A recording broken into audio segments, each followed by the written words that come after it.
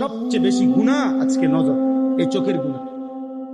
কি দোস্ত, কার নিরাপত্তার উপরে ভরসা করে সেজদা দাও না? তোমার কোন আব্বা তোমারে বাঁচাবে? আল্লাহকে সেজদা দাও না নাফরমান। এই বেনামাজি, এখানে যারা আছো বেহায়া,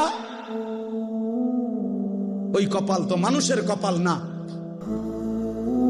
যে কপাল আল্লাহকে সেজদা দেয় না। ও মানুষ না, ও মানুষের কোনো বংশ না, ও জন্তু জানোয়ার ছাড়ার কিছু না, ও হাইওয়ান।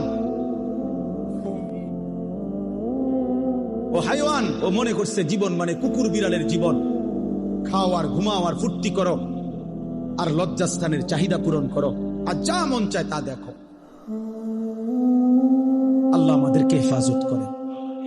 শেষ আমার কথা, গুনাহ ছাড়তে হবে, গুনাহ ছাড়তে হবে। বলেন ইনশাআল্লাহ। নজর হেফাজত করেন, নজর। আজকে সবচেয়ে বড় গুনাহ,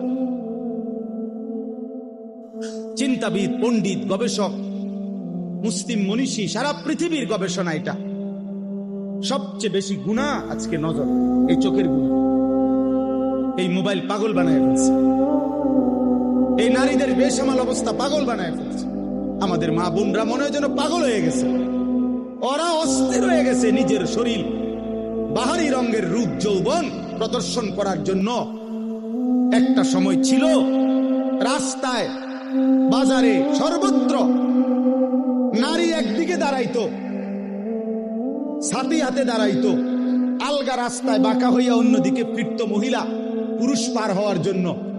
আর এখন পুরুষকে বলা হয় বাজারে হাঁটবেন কেমনে, মহিলার লেগে তো হাঁটতে পারতেন না।